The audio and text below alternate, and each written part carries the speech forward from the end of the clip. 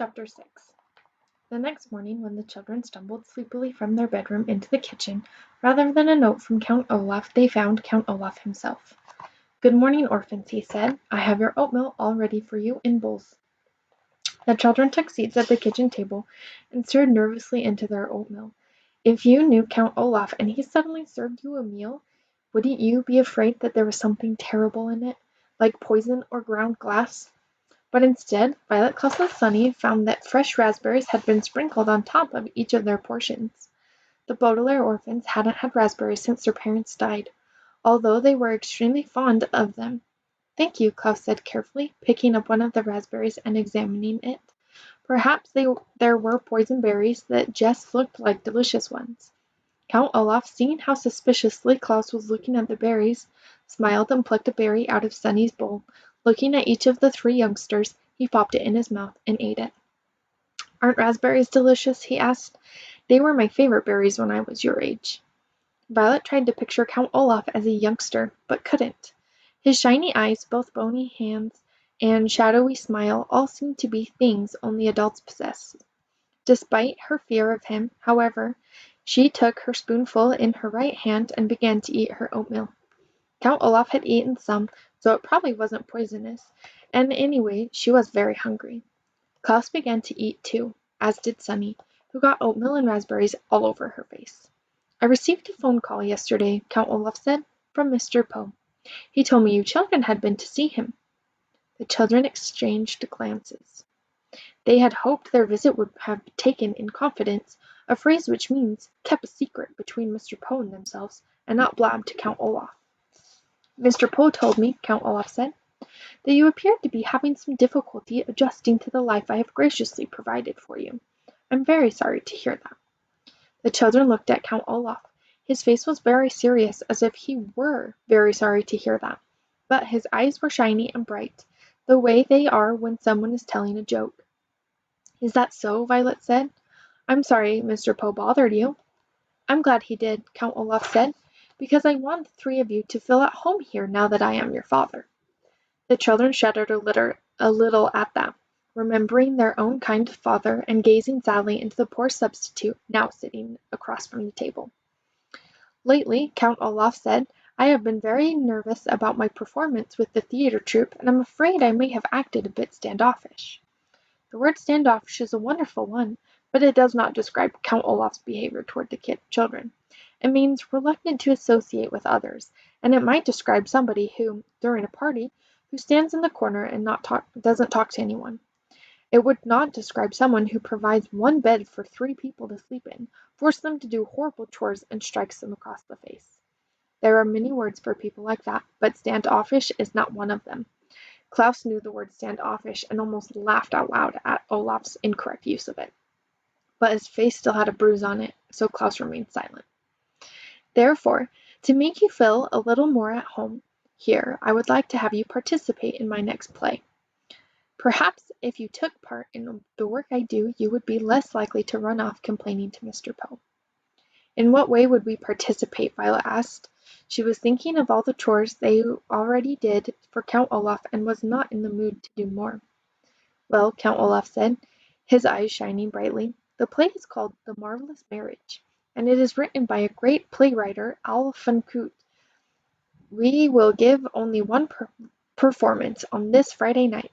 It is about a man who is very brave and intelligent, played by me, who in the finale he marries the young, beautiful woman he loves in front of a crowd of cheering people. You, Klaus, and you, Sunny, will play some of the cheering people in the crowd. But we're shorter than most adults," Klaus said. "Wouldn't that look strange to the audience?" "You will be playing 2 midgets who attend the wedding," Olaf said patiently. "And what will I do?" Violet asked. "I am very handy with tools, so perhaps I could help you build the sets." "Build the sets? Heavens, no," Count Olaf said. A pretty girl like you shouldn't be working backstage." "But I'd like to," Violet said. Count Olaf's one eyebrow raised slightly, and the Baudelaire orphans recognized this sign of his anger. But then the eyebrow went down again as he forced himself to remain calm. "But I have such an important role for you on stage," he said. "You are going to play the young woman I marry." Violet felt her oatmeal and raspberries shift around in her stomach as if she had just caught the flu.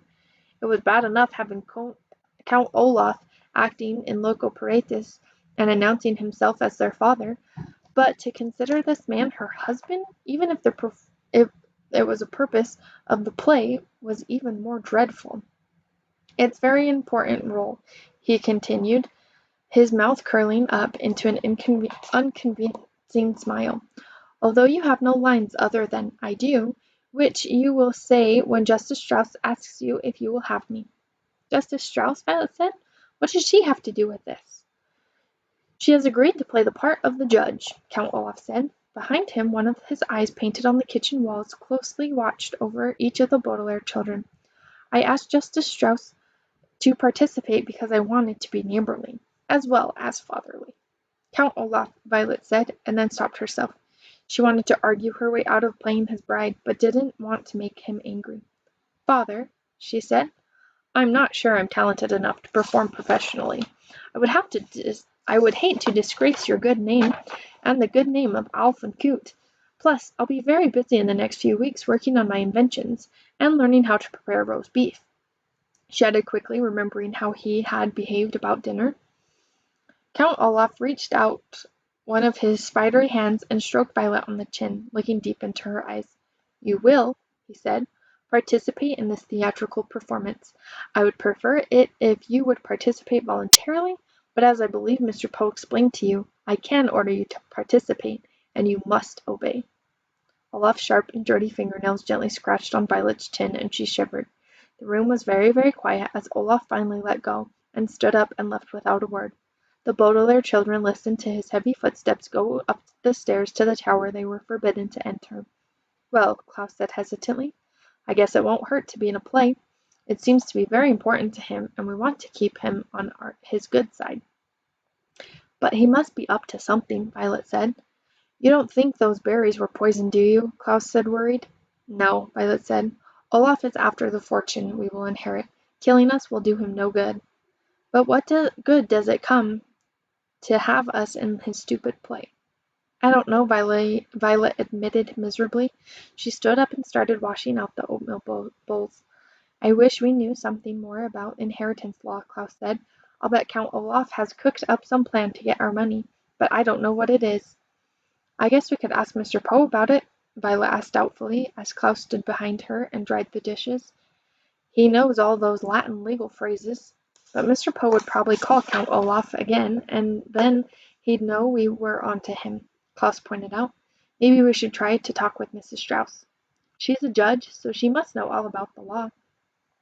But she's also Olaf's neighbor, Violet replied, and she might tell him that we had asked. Klaus took off his glasses, which he often did when he was thinking hard. How could we find out about the law without Olaf's knowledge? Look! Sunny shouted suddenly. She probably meant something like, would somebody please wipe my face? But it made Violet and Klaus look at each other. Look! They were both thinking the same thing. Surely Justice Strauss would have a book on inheritance law. Count Olaf didn't leave us any chores to do, Violet said, so I suppose we are free to visit Justice Strauss in her library. Klaus smiled. Yes, indeed, he said, and you know, today I don't think I'll choose a book on wolves. Nor I, Violet said, on mechanical engineering. I think I'd like to read about inheritance law. Well, let's go, Klaus said. Justice Strauss said we could come over soon, and we don't want to be standoffish. At the mention of the word that Count Olaf had used so ridiculously, the Baudelaire orphans all laughed, even Sunny, who of course did not have a very big vocabulary. Swiftly they put away the clean oatmeal bowls in the kitchen cupboards, which watched them with painted eyes. Then the three young people ran next door. Friday, the day of the performance, was only a few days off, and the children wanted to figure out Count Olaf's plan as quickly as possible.